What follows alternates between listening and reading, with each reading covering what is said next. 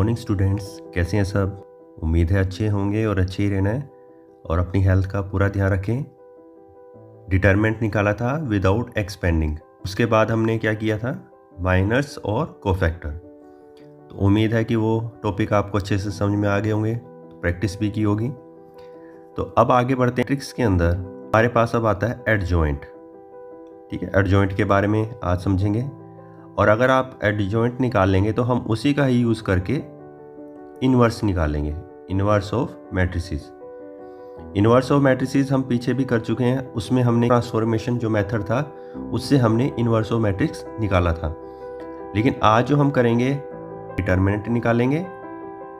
Determinant के बाद हम कोफैक्टर, कोफैक्टर के बाद हम एडजॉइंट और फिर हम इन्वर्स। तो इन्वर्स ऑफ मैट्रिक्स के लिए हम सबसे पहले तो क्या करेंगे कि डिटरमिनेंट निकालेंगे। सबसे पहले हम करेंगे डिटरमिनेंट, उसके बाद हम कोफैक्टर्स निकालेंगे। कोफैक्टर्स के बाद हम एडजॉइंट, यह आज हमारा नया टॉपिक रहेगा। और फिर एडजॉइंट का यूज़ करके हम इन्वर्स ऑफ मैट्रिसेस निकालेंगे। हम शुरुआत करते हैं एक्सरसाइज 4.5 पर। इसी का हम एक क्वेश्चन पिक कर लेते हैं। तो क्वेश्चन नंबर 7 में हमें मैट्रिक्स ए दिया हुआ है 1 2 3 0 2 4 एंड 0 0 5। तो हम इसमें क्या करेंगे कि सबसे पहले हम यहाँ पर डिटरमिनेंट ए निकालेंगे। तो 1 के लिए 2 4 0 5 माइनस फर्स्ट रो को लेकर चल रहे हैं हम। 2 के लिए 0 0 4 5, फिर नेक्स्ट 3 के लिए 0 0 2 0। तो 1 के लिए क्या हो जाएगा, 2 5 10 माइनस 0 0 माइनस 0 क्रॉस किया, यहाँ पर 0 माइनस 0। तो 10 माइनस 0 इंटू 1 10, बाकी सभी ये 0 0 हो गए, तो ये 10 आ गया। तो 10 नॉट इक्वल टू 0। ठीक है, नॉट इक्वल टू 0 है। तो आगे हम करेंगे इसको। तो अब हम क्या करेंगे कि यहाँ पर आगे हम कोफैक्टर्स निकालेंगे। कोफैक्टर में सबसे पहले हम फैक्टर निकालेंगे C11 के लिए। तो 1 1 के लिए क्या आएगा कि 1 और 1 2 हो गए। ठीक है, मतलब 2 इवन है तो पॉजिटिव साइन।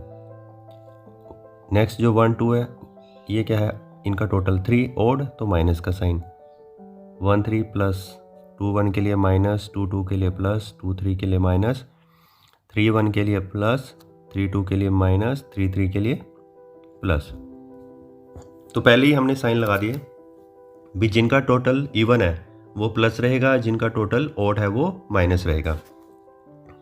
अब जो C11 है उसके लिए क्या रहेगा, यहाँ पर 2 4 0 5। ठीक है ना। तो इस 1 के लिए जो हो गया 2 4 0 5, तो क्रॉस मल्टीप्लाई किया तो 10 माइनस 0 10 आ गया।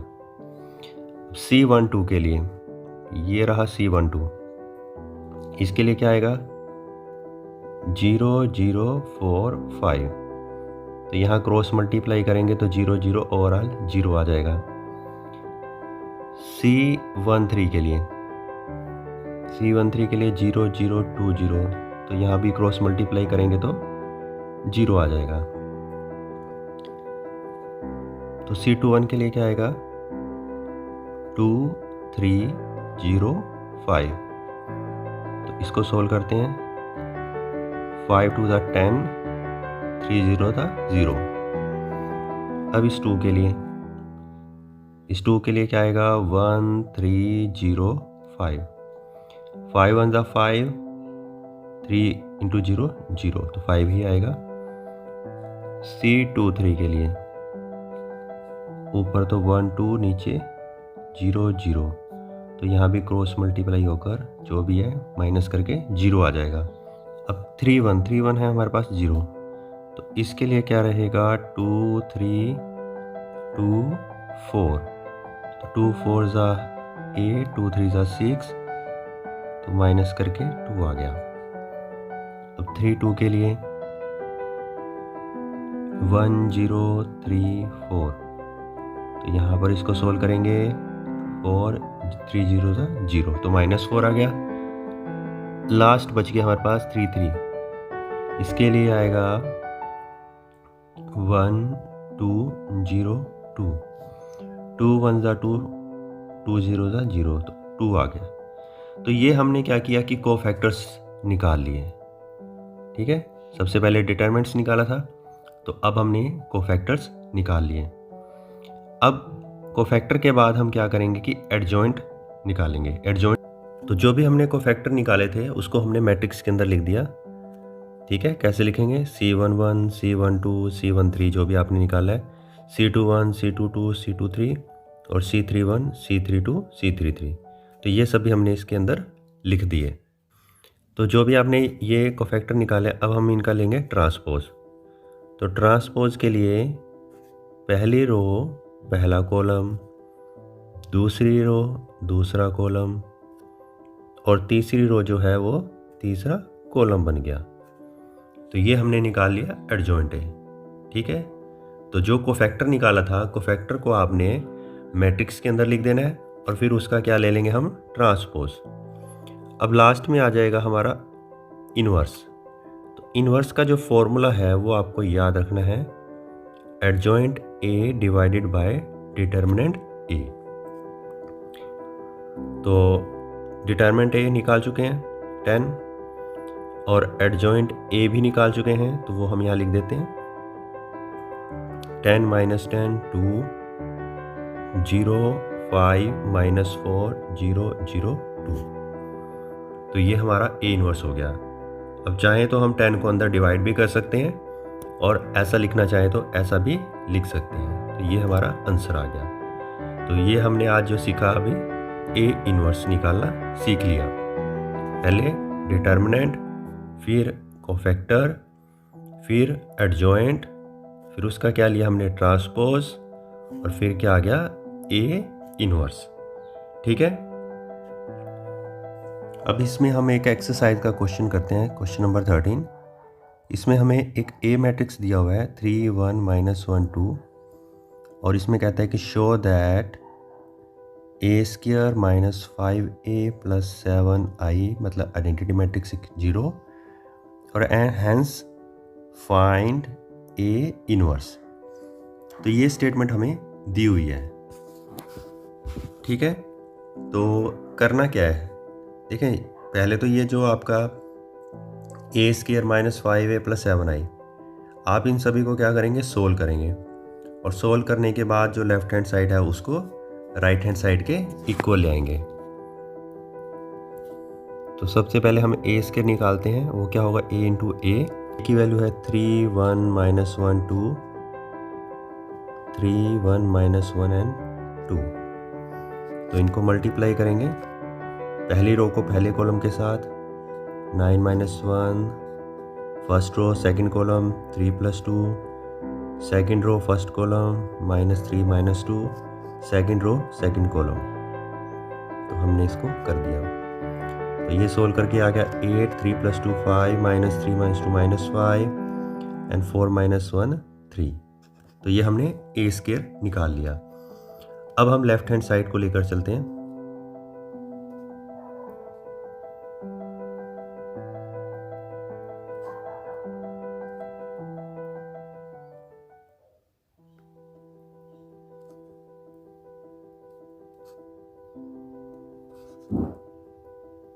तो हमने लेफ्ट हैंड साइड ली A² - 5A + 7I।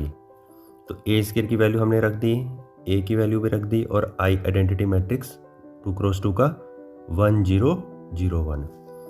अब इनको आगे सिंप्लीफाई करते हैं हम। तो बाहर 5 है, तो 5 से अंदर मल्टीप्लाई कर देते हैं, 15 5 - 5 और 10 सभी को करेंगे, ईच एलिमेंट को। इसी तरह से 7 को किया तो 7 0 0 7। अब आप देखें, जो पहला एलिमेंट है जैसे 8 15 और 7, इनको सोल्व करते हैं। 8 और -15, -7 और 7 0, 5 - 5 0 0, -5 ये माइनस प्लस 5 0, 3 और 3 - 10 -7 + 7 0। तो यही हमें प्रूव करना था, left hand side equal to right hand side. अब हमें क्या करना है कि ए इनवर्स निकालना है, ठीक है। तो ए इनवर्स या तो वही फार्मूला एडजॉइंट ए अपॉन में डिटर्मिनेंट ए, ठीक है। तो ये फार्मूला हो गया, या फिर दूसरा फार्मूला, दूसरा तरीका क्या बनता है इसके अंदर।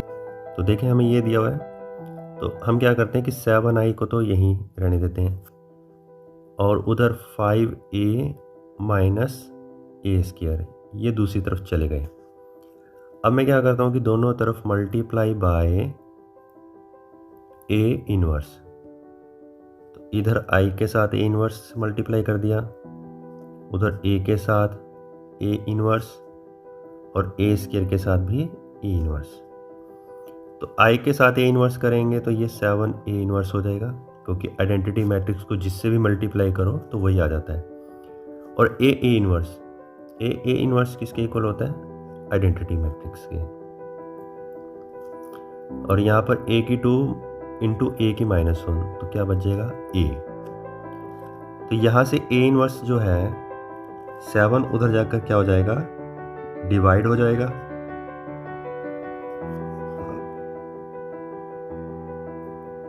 i minus A.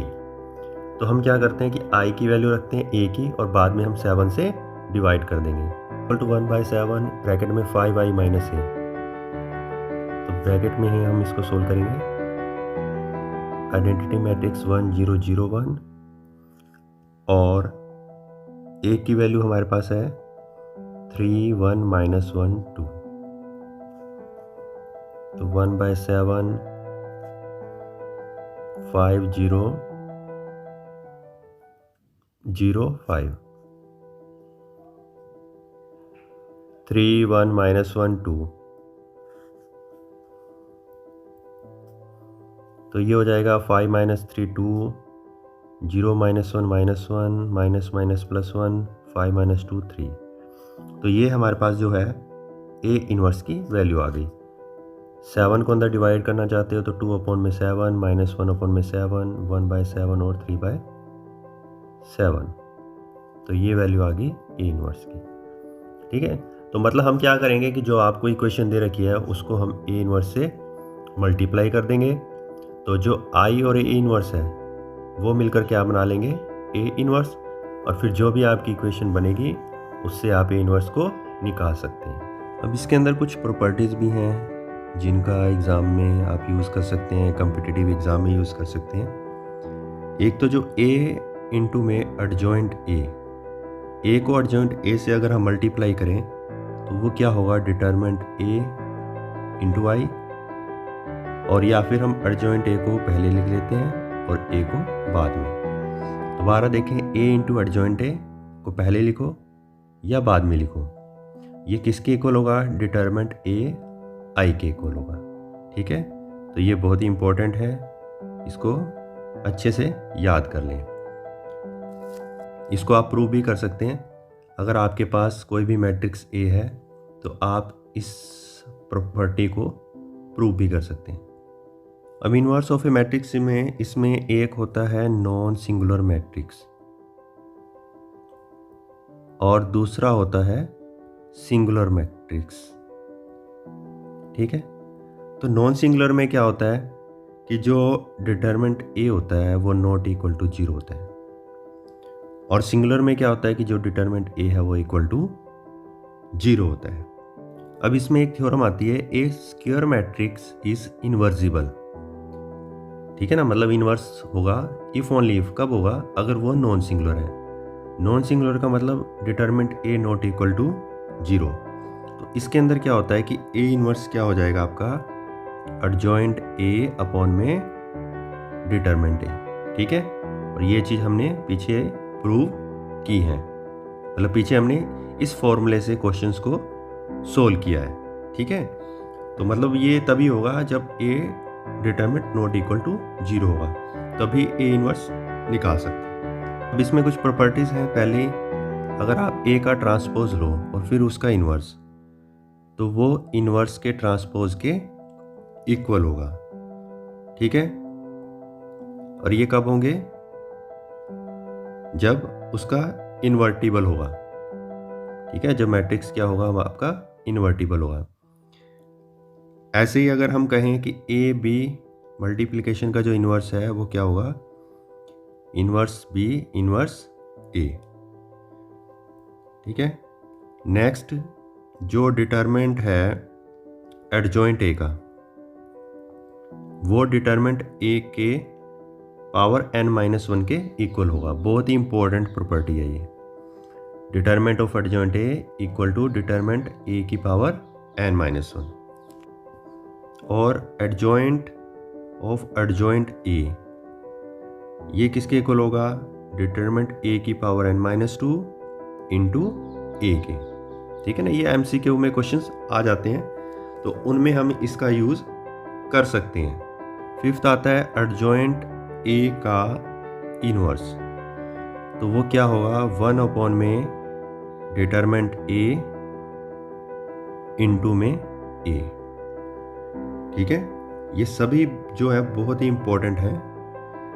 Sixth adjoint A का जो ट्रांसपोज है, ठीक है, वो किसके इक्वल होगा, एडजॉइंट ए के ट्रांसपोज के एडजॉइंट के इक्वल होगा। ठीक है, और ये कब होंगे, ये कब होंगे, ये कब होंगे, जब आपके पास मैट्रिक्स क्या होगा, इन्वर्टिबल, मतलब नॉन सिंगुलर। और नॉन सिंगुलर का मतलब जो आपका डिटरमिनेंट नॉट इक्वल टू 0, तभी ये सारी प्रॉपर्टीज़ जो है वो एप्लीकेबल होंगी। तो उम्मीद है आज का जो लेक्चर है आपको अच्छे से समझ में आया होगा। प्रैक्टिस कर रहे हैं और प्रैक्टिस करें और मेहनत करें, माता पिता का नाम रोशन करें। जय माता दी।